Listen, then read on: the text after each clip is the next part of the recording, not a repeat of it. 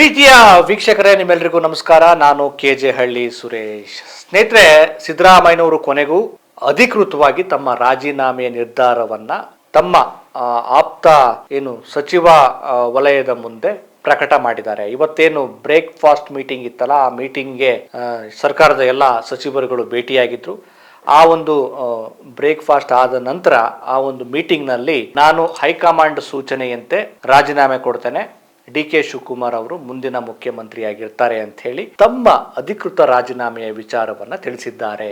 ಬಹುತೇಕ ಇವತ್ತು ಸಂಜೆ ರಾಜಭವನಕ್ಕೆ ಹೋಗಿ ರಾಜ್ಯಪಾಲರು ಇಲ್ಲ, ಕಾರ್ಯದರ್ಶಿಗಳಿಗೆ ಅಥವಾ ಅಧಿಕಾರಿಗಳು ಯಾರಿರ್ತಾರೋ ಅವರಿಗೆ ರಾಜೀನಾಮೆ ಸಲ್ಲಿಸುವ ಸಾಧ್ಯತೆ ಇದೆ. ಈ ಮೂಲಕ ಸಿದ್ದರಾಮಯ್ಯನವರ ಒಂದು ರೀತಿಯ ಒಂದು ಸುದೀರ್ಘವಾದ ರಾಜಕಾರಣ, ಅವರು ಮುಖ್ಯಮಂತ್ರಿಯಾಗಿ ವಿರೋಧ ಪಕ್ಷದ ನಾಯಕನಾಗಿ ಅವರ ಒಂದು ಮಹತ್ವದ ಈ ರಾಜಕಾರಣದ ಒಂದು ಮೈಲಿಗಲ್ಲಿಗೆ ಒಂದು ರೀತಿಯ ರಾಜಕೀಯ ಬದುಕಿಗೆ ಒಂದು ಸ್ವಲ್ಪ ಅಂತ್ಯ ಸಿಕ್ಕಂಗಾಗಿದೆ. ಅವರ ಮುಂದಿನ ಜೀವನ MLA ಆಗಿ ಮುಂದುವರಿತೀನಿ ಅಂತ ಹೇಳಿದ್ದಾರೆ. ಮತ್ತೆ ಪಕ್ಷಕ್ಕೆ ನನ್ನ ಬೆಂಬಲ ಮತ್ತು ಪಕ್ಷವನ್ನ ಮತ್ತೆ ಅಧಿಕಾರಕ್ಕೆ ತರುವಲ್ಲಿ ನಾನು ಸಪೋರ್ಟ್ ಮಾಡ್ತೀನಿ ಅಂತ ಹೇಳಿದ್ದಾರೆ. ಇದರಿಂದ ಒಂದಷ್ಟು ಅವರ ಆಪ್ತ ವಲಯದ ಸಚಿವರು ಸಂತೋಷ್ ಲಾಡ್ ಭಾವುಕರಾಗಿ ಕಣ್ಣೀರಾಕಿರುವಂಥದ್ದು ಮತ್ತೆ ಬೇಸರವನ್ನು ವ್ಯಕ್ತಪಡಿಸಿರುವಂಥದ್ದು ಆಗಿದೆ. ಸ್ನೇಹಿತರೆ, ಸಿದ್ದರಾಮಯ್ಯನವರ ರಾಜಕೀಯ ಬದುಕನ್ನು ನೋಡಿದಾಗ ಅವರು ಒಂದು ರೀತಿಯ ವರ್ಣರಂಜಿತ ದೇಸಿ ಸೊಗಡಿನ ಜನನಾಯಕ ಅಂತ ಹೇಳುವುದರಲ್ಲಿ ಯಾವುದೇ ಅತಿಶಯೋಕ್ತಿ ಇಲ್ಲ.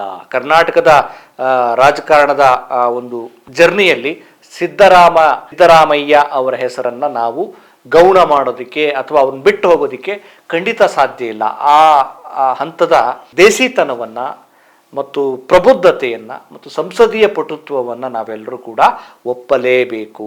JDS ನಿಂದ ಅವರು ಪ್ರಥಮವಾಗಿ ಕನ್ನಡ ಕಾವಲು ಸಮಿತಿಯ ಅಧ್ಯಕ್ಷರಾಗ್ತಾರೆ. ಅನಂತರ JDS ನಲ್ಲಿ ಅವರ ಬದುಕು, ಅಲ್ಲಿ ಸಚಿವರಾಗಿ ಕೆಲಸ ಮಾಡಿದ್ದು, ದೇವೇಗೌಡರು ಅವರಿಗೆ ಹಣಕಾಸು ಡಿಪಾರ್ಟ್ಮೆಂಟ್ ಅನ್ನ ಕೊಟ್ಟಿದ್ದು, ಹಣಕಾಸು ಸಚಿವರಾಗಿದ್ದು, ಆಮೇಲೆ ಆ ಸಂದರ್ಭದಲ್ಲಿ ಅವರ ಸಮುದಾಯವನ್ನು ಇಟ್ಕೊಂಡು ಅವ್ರನ್ನ ಮೂದಲಿಸೋದು, ಅವ್ರ ಕುರುಬರು ಸರಿಯಾಗಿ ಕುರಿ ಎಣಿಸೋದಿಕ್ ಆಗುತ್ತಾ ಇಲ್ವಾ, ಇವರು ಹಣಕಾಸು ಸಚಿವರಾಗಿ ಇದನ್ನ ಮಂಡಿಸ್ತಾರ, ಬಜೆಟ್ ಮಂಡಿಸ್ತಾರ ಅಂತ ಹೇಳಿ ಅವ್ರನ್ನ ಮೂದಲಿಸಿದ್ದು, ಅದಕ್ಕೆಲ್ಲ ಉತ್ತರವಾಗಿ ಸುದೀರ್ಘವಾಗಿ ಅತಿ ಹೆಚ್ಚು ಬಜೆಟ್ ಮಂಡನೆ ಮಾಡಿದ ಒಬ್ಬ ರಾಜಕಾರಣಿಯಾಗಿ ಹೊರಹೊಮ್ಮತಾರೆ, ಒಬ್ಬ ಆರ್ಥಿಕ ತಜ್ಞರಾಗಿ ರೂಪುಗೊಳಿಸಿ ತಮ್ಮ ಸಾಮರ್ಥ್ಯವನ್ನ ಸಿದ್ದರಾಮಯ್ಯನವರು ಪ್ರಕಟಿಸ್ತಾರೆ. JDS ನಲ್ಲಿ ಅವರಿಗೆ ಮುಖ್ಯಮಂತ್ರಿ ಆಗುವ ಅವಕಾಶ ಇರುತ್ತೆ. ದೇವೇಗೌಡರು ರಾಷ್ಟ್ರ ರಾಜಕಾರಣಕ್ಕೆ ಹೋಗಿ ಪ್ರಧಾನಮಂತ್ರಿ ಆಗುವ ಸಂದರ್ಭದಲ್ಲಿ ಈ ಸ್ಥಾನಕ್ಕೆ ಯಾರು ಬರಬೇಕು ಅಂತ ಹೇಳಿ ಹೇಳಿದಾಗ ಸಿದ್ದರಾಮಯ್ಯ ಅವ್ರಿಗೆ ಅವಕಾಶ ಇರುತ್ತೆ. ಆದ್ರೆ ಸೀನಿಯಾರಿಟಿ ಆಧಾರದಲ್ಲಿ JH ಪಟೇಲ್ ಅವರಿಗೆ ಅವಕಾಶ ಸಿಗುತ್ತೆ. ರಾಜಕಾರಣ ಹಾಗೆ ಅಲ್ವಾ, ಹರಿಯೋ ನೀರಿನ ಇದ್ದ ಹಾಗೆ ಅವರು ಒಂದು ಅಹಿಂದ ನಾಯಕನಾಗಿ ರೂಪುಗೊಳ್ಳೋದಕ್ಕೆ ಏನೆಲ್ಲ ರಾಜಕಾರಣ ಮಾಡ್ಬೇಕು ಅದನ್ನ ಮಾಡ್ತಾರೆ.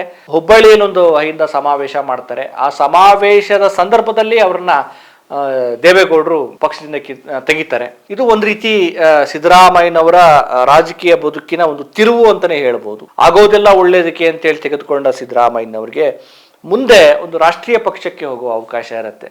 ಪ್ರಾದೇಶಿಕ ಪಕ್ಷದಿಂದ ರಾಷ್ಟ್ರೀಯ ಪಕ್ಷಕ್ಕೆ ಹೋಗಿ ಅಲ್ಲಿ ಸರ್ವೈವ್ ಆಗೋದಿದೆಯಲ್ಲ, ಅದು ಬಹಳ ದೊಡ್ಡ ಸವಾಲು.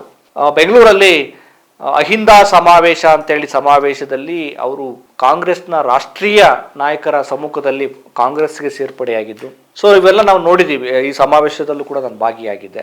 ಅನಂತರ ಸಿದ್ದರಾಮಯ್ಯನವರು ರಾಜಕೀಯ ಜರ್ನಿ ಇದೆಯಲ್ಲ, ಅದು ತುಂಬಾ ಸುಲಭದ ಹಾದಿಯಾಗಿರ್ಲಿಲ್ಲ. ಹೊಸ ಪಕ್ಷದಲ್ಲಿ ತನ್ನ ಅಸ್ತಿತ್ವವನ್ನು ಉಳಿಸ್ಕೊಂಡು ತಾನು ಅಲ್ಲಿ ತನ್ನ ವರ್ಚಸ್ಸನ್ನು ಸ್ಥಾಪಿಸಿ ಅಧಿಕಾರವನ್ನು ಪಡೆಯೋದಿದೆಯಲ್ಲ, ಅದು ಸುಲಭದ ಮಾತಲ್ಲ. ಅಲ್ಲಿ ಅವರು ವಿರೋಧ ಪಕ್ಷದ ನಾಯಕನ ಸ್ಥಾನವನ್ನು ಪಡ್ಕೊಳ್ತಾರೆ. ವಿರೋಧ ಪಕ್ಷದಲ್ಲಿ ಸಿದ್ದರಾಮಯ್ಯನವರು BJP ಪಕ್ಷವನ್ನ ಕಟ್ಟಿ ಹಾಕುವ ಪ್ರಕ್ರಿಯೆ, ಅವರ ವಾಕ್ಪಟುತ್ವ, ಅವರ ಮಾತನಾಡುವ ಶೈಲಿ, ಅಂಕಿಅಂಶಗಳ ಮುಖೇನ ಸರ್ಕಾರದ ವೈಫಲ್ಯಗಳನ್ನು ತೆರೆದಿಡುವಂತ ಒಂದು ಕ್ರಮ, ಇದೆಲ್ಲವೂ ಕೂಡ ಸಿದ್ದರಾಮಯ್ಯನವರ ಅವರ ಸಾಮರ್ಥ್ಯ, ವಿರೋಧ ಪಕ್ಷದ ನಾಯಕ ಹೇಗೆ ಕೆಲಸ ಮಾಡಬೇಕು ಅನ್ನೋದನ್ನು ಕೂಡ ತುಂಬಾ ಚೆನ್ನಾಗಿ ಅವರು ಪ್ರದರ್ಶನ ಮಾಡ್ತಾರೆ.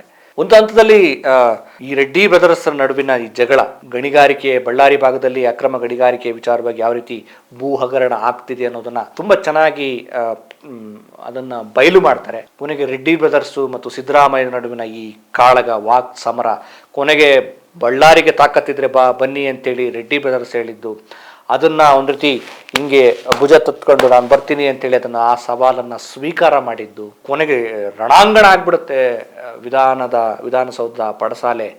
ಕೊನೆಗೆ ಶಂಕರ್ ಬಿದರಿ ಅವರೇ ಒಳಗಡೆ ಬಂದು ಬರಂಗಿಲ್ಲ ಅವ್ರು ಯಾರಿಗೆ ಮಾರ್ಷಲ್ಗಳೇ ಇಲ್ಲಿ ಇರುತ್ತೆ, ಆ ಹಂತದ ಸಮರ ಆಗುತ್ತೆ. ಕೊನೆ ಸಿದ್ದರಾಮಯ್ಯನವರು ಬಳ್ಳಾರಿಗೆ ಹೋಗೋ ಒಂದು ಸವಾಲನ್ನ ಸ್ವೀಕಾರ ಮಾಡಿ ಪಾದಯಾತ್ರೆ ಮಾಡಿದ್ದು ಬಹುಶಃ ಸಿದ್ದರಾಮಯ್ಯನವರ ರಾಜಕೀಯ ಬದುಕಿಗೆ ಒಂದು ದೊಡ್ಡ ಮೈಲೇಜ್ ಅನ್ನ ಕೊಟ್ಟಿದ್ದು ಬಳ್ಳಾರಿಯ ಪಾದಯಾತ್ರೆ.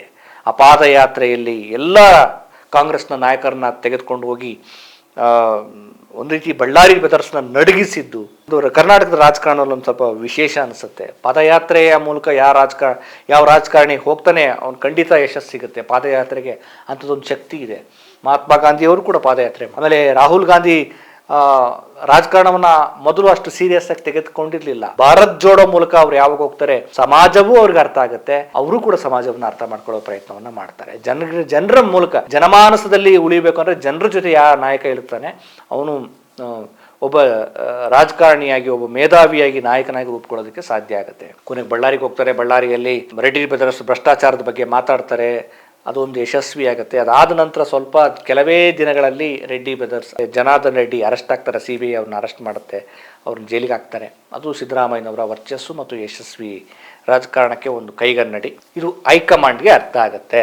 ಕೊನೆಗೆ ಸಿದ್ದರಾಮಯ್ಯನವರು ಮುಖ್ಯಮಂತ್ರಿ ಆಗುವಂಥ ಸಂದರ್ಭ, ಪಕ್ಷ ಅಧಿಕಾರಕ್ಕೆ ತರಬೇಕು, ಅಧಿಕಾರಕ್ಕೆ ಬಂದಮೇಲೆ ಯಾರು CM ಆಗ್ತಾರೆ ಅಂತ. ನಾನು ಒಂದು ಕಾರ್ಯಕ್ರಮದಲ್ಲಿ ಭಾಗಿಯಾಗಿದ್ದೆ. ಅಲ್ಲಿ ಜ್ಞಾನಪೀಠ ಪ್ರಶಸ್ತಿ UR ಅನಂತಮೂರ್ತಿ ಅವರು ಇದ್ರು, ಆ ಕಾರ್ಯಕ್ರಮದಲ್ಲಿ ಸಿದ್ದರಾಮಯ್ಯನವರು ಇದ್ರು. ಸೊ ಅವಾಗ ಸಿದ್ದರಾಮಯ್ಯನವರಿಗೆ ಅನಂತಮೂರ್ತಿ ಒಂದು ಸಲಹೆ ಕೊಟ್ಟರು, ಸಿದ್ದರಾಮಯ್ಯನವರು ದೆಹಲಿ ರಾಜಕಾರಣವನ್ನು ಸ್ವಲ್ಪ ಕಲಿಬೇಕಾಗತ್ತೆ, ಯಾಕೆಂದ್ರೆ ಇಲ್ಲಿ ಕಾಂಗ್ರೆಸ್ನಲ್ಲಿ ಹಳೆ ಹುಲಿಗಳನ್ನು ಮೀರಿಸಿ ಮುಖ್ಯಮಂತ್ರಿ ಆಗ್ಬೇಕು ಅಂದ್ರೆ ಅಷ್ಟು ಸುಲಭ ಅಲ್ಲ ಅಂತ. ಬಹುಶಃ ಸಿದ್ದರಾಮಯ್ಯನವರು ಅಷ್ಟೊತ್ತಿಗಾಲೇ ರಾಷ್ಟ್ರೀಯ ಪಕ್ಷದ ಜೊತೆ ಅಲ್ಲಿನ ಹೈಕಮಾಂಡ್ ನಾಯಕರ ಜೊತೆ ಯಾವ ರೀತಿ ಪಳಗಬೇಕು, ಯಾವ ರೀತಿ ಅವ್ರನ್ನ ಅರ್ಥ ಮಾಡಿಸ್ಬೇಕು ಅನ್ನೋ ನೆಲೆಯಲ್ಲಿ ಆ ಎಲ್ಲ ರಾಜಕಾರಣವನ್ನು ಕೂಡಿದ್ರು, ಅದು ಅರ್ಥ ಮಾಡ್ಕೊಂಡಿದ್ರು ಅನ್ನುವಂಥದ್ದು. ಕೊನೆಗೆ ಸಿದ್ದರಾಮಯ್ಯ CM ಆಗ್ತಾರೆ. ಅವರು ಅಧಿಕಾರಕ್ಕೆ ಬಂದ ನಂತರ ಅನ್ನಭಾಗ್ಯ ಯೋಜನೆಗೆ ಸಹಿ ಮಾಡ್ತಾರೆ. ಅದು ಅವ್ರಿಗಿದ್ದಂಥ ಒಂದು ಬಡಜನರ ಪರವಾದಂತಹ ಒಂದು ಹಸಿವಿನ ನೋವು ನನಗೆ ಗೊತ್ತು ಅನ್ನೋವಂಥ ಅವರು ಹೇಳುವ ವಿಚಾರ, ಕನ್ನಡದ ಪರವಾಗಿದ್ದಂತಹ ನಿಲುವು, ಮತ್ತೆ ಫಸ್ಟ್ ಟರ್ಮ್ ಅಲ್ಲಿ ಸಿದ್ದರಾಮಯ್ಯನವರು ಮಾಡಿದಂಥ ಕೆಲಸಗಳು ಅದೆಲ್ಲ ಬಹಳ ಶ್ಲಾಘನೆಗೆ ಒಳಗಾಗುತ್ತೆ. ಆಮೇಲೆ ಅವರು ಜಾತಿ ಸಮೀಕ್ಷೆಗೆ ಹೇಳಿದ್ದು, ಅದಕ್ಕೆ ಆಯೋಗ ಮಾಡಿದ್ದು, ದುಡ್ಡನ್ನು ಮೀಸಲಿಟ್ಟಿದ್ದು, ಇದೆಲ್ಲವೂ ಕೂಡ ಒಂದು ಒಳ್ಳೆಯ ಆಡಳಿತದ ವೈಖರಿ ಫಸ್ಟ್ ಟರ್ಮಲ್ಲಿ. ಸೆಕೆಂಡ್ ಟರ್ಮಲ್ಲಿ ಮುಖ್ಯಮಂತ್ರಿ ಆಗ್ತಾರೆ, ಅವರಿಗೆ ಒಂದಷ್ಟು ಒತ್ತಡಗಳು, ಒಂದಷ್ಟು ಇತಿಮಿತಿಗಳು ಅವೆಲ್ಲವೂ ಕೂಡ ಇರುತ್ತೆ. ಗ್ಯಾರಂಟಿ ಯೋಜನೆಗಳನ್ನು ಸರಿದೂಗಿಸುವ ಒಂದು ಸವಾಲು, ಆಮೇಲೆ ಒಳ ಮೀಸಲಾತಿಯನ್ನು ಜಾರಿಗೆ ತರಬೇಕಾಗಿರುತ್ತೆ, ಆಮೇಲೆ ಸಮೀಕ್ಷೆಯನ್ನು ಜಾರಿಗೆ ತರುವ ಅವಕಾಶ ಇರುತ್ತೆ. ಈ ಕೊನೆಯ ಟೈಮಲ್ಲಿ ಅದನ್ನು ಸ್ವೀಕಾರ ಮಾಡಿದ್ರು.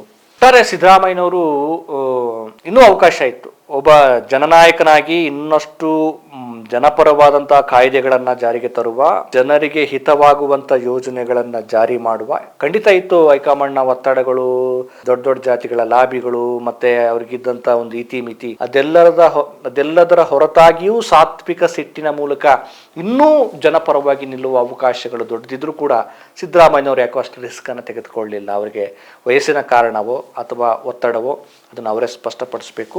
ಒಟ್ಟಾರೆಯಾಗಿ ಸಿದ್ದರಾಮಯ್ಯ ಒಬ್ಬ ಜನಮಾನಸದ ನಾಯಕನಾಗಿ, ಯಾಕೆಂದ್ರೆ ಅದನ್ನ ನಾವು ಹೇಳೋದಿಕ್ಕಾಗಲ್ಲ, ಯಾಕಂದ್ರೆ ದಾವಣಗೆರೆಯ ಸಮಾವೇಶದಲ್ಲಿ ಅರಸು ಅವರ ನಂತರ ಆ ಮಟ್ಟದ ಜನ ಬೆಂಬಲ, 14-15 ಲಕ್ಷ ಜನ, ದುಡ್ಡು ಕೊಟ್ಟರು ಹಂಗೆ ಬರೋದಿಲ್ಲ ಜನ, ಅದನ್ನ ಅಷ್ಟು ಜನ ಬೆಂಬಲ ಬರುತ್ತೆ ಅಂದ್ರೆ ಜನ ಎಲ್ಲೋ ಅವ್ರನ್ನ ಗಂಭೀರವಾಗಿ ತೆಗೆದುಕೊಂಡಿದ್ದಾರೆ, ಮೆಚ್ಚಿದ್ದಾರೆ.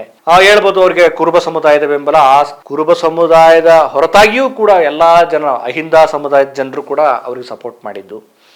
ಇದೆಲ್ಲವನ್ನ ನೋಡಿದಾಗ ಸಿದ್ದರಾಮಯ್ಯನವರು ಜನಮಾನಸದ ನಾಯಕನಾಗಿ ರೂಪುಗೊಂಡಿದ್ರು ಅನ್ನುವಂಥದ್ದು. ಆಮೇಲೆ ದೇಸಿ ಸೊಗಡಿನ ವ್ಯಕ್ತಿತ್ವ, ಅವರ ಒಂದು ಪಾಂಡಿತ್ಯ, ಆಮೇಲೆ ಸಿದ್ಧಾಂತಗಳ ಜೊತೆಗಿನ ಸಿದ್ಧಾಂತಗಳ ಬಗ್ಗೆ ಇರುವ ಸ್ಪಷ್ಟತೆ, ಅದು ಬಹಳ ಇಂಪಾರ್ಟೆಂಟು. ಆಮೇಲೆ ಜನಪರವಾದಂತಹ ನಿಲುವುಗಳು, ಸಮಾಜವಾದಿ ಹಿನ್ನೆಲೆ, ಲೋಹಿಯಾ ಚಿಂತನೆಗಳು, ಅಂಬೇಡ್ಕರ್ ಚಿಂತನೆಗಳು, ಇಂಥ ರಾಜಕಾರಣಿ ಅಂದ್ರೆ ರೂಪುಗೊಳ್ಳೋದು ಅಪರೂಪ.